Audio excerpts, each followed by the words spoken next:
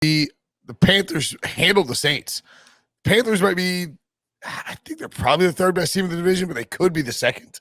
I mean, they look, their defense looks like it's taking a leap. Panthers 26, Saints 7. Obviously, Panthers is 3-point home dogs cover. The under 45 hits. The Saints finished with 128 total yards, the fewest yards for that franchise in 20 years. Panthers' fewest yards allowed since 2008. Sam Darnold continued to look good. Mm-hmm. I think Jameis Winston might be out of the comeback player. Sam Darnold leapfrogged him with this win, Ryan. Oh, man. So Sean Payton, I don't know if he told Pete Prisco this over the summer when he was at training camp, or is this something that Sean has said publicly more than once, but he says our quarterbacks don't throw interceptions. And last week he said publicly. Last week, that was exactly right. When Jameis went off, Jameis threw for 12 yards, had 5 touchdowns. This week, it looked more like Jameis just forcing things, falling backwards, making the Patrick Mahomes type throws that frustrated us tonight in the Ravens game. And, 11 for 22, he didn't throw the ball a ton. They ran the ball a little bit. Actually, didn't run the ball a lot either. Kamara ran 8 times for 5 yards. So nothing was working. And credit to Sam Darnold, credit to Matt Rule. I know Teddy Bridgewater said on All Things Covered podcast that he felt like they didn't do a lot in terms of 2-minute offense in Carolina, and he had some questions about how they were doing things there. It appears like things are coming together. They're buying in. They're 2-0. They were 3-3 last year when things went sideways for the Panthers. So we'll wait and see how this plays out. But this feels like a different football team. McCaffrey's back. McCaffrey's healthy. Darnold feels like a slight upgrade over Teddy Bridgewater. It's not like night and day. But I think there are reasons for optimism. And as you point out, Brinson, if you told me this team's the second best team in the division in 2 months, I believe it. By the way, Sean, if you're wondering why Brinson sounds raspy, he was up to no good this weekend, not doing his job.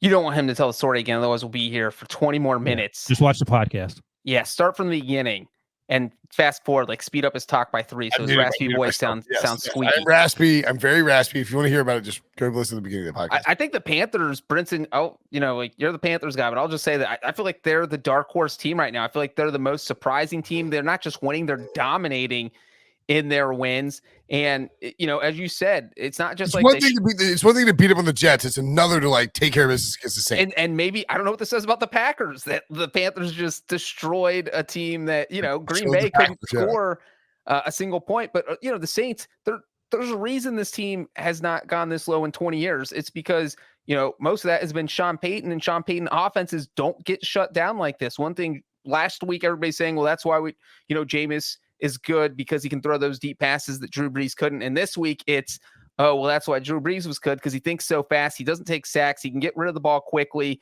and he doesn't make, bad decisions that end up in interceptions, which is what Jameis did in this game with a couple interceptions. So I'm a little worried about the Saints. I think the Panthers I think they're hands down the second best team in the NFC. I don't think hands down. I think it's coached. Hands down, Brinson. Okay. One hand up, one hand down.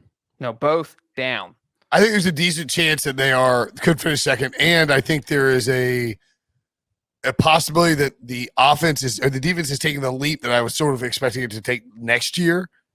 And they have a lot of good young players in that defense. So that defense is going to be good over the next few years. I think J.C. Horn had to pick their first round selection. Derek Brown's awesome. Jeremy Chinn's awesome. Brian Burns is awesome. I mean, they have guys that can make Thompson plays. Is playing like his hair on fire. Who? Shaq Thompson and Dante Jackson's in the final year of his deal, so he has something to prove. I mean, they can get after it. All right, Wesley Carr says the Queen City's buzzing. Darnold did not complete a pass more than 20 yards down the field, for what it's worth. Only attempted 3. He's going to check down a bunch because that's what Christian McCaffrey Who cares? Does. He's not making mistakes. Agreed. I feel like we're heading for a Adam Gase narrative crank up. Oh, we're already there. We're not heading there. Well, Sam Darnold didn't go over 100 passer rating today, so something he never did with the Jets. Did it last week. So he did. You're saying he did? Last week he was over 100. This week he was only 99.1. Oh, that's fine.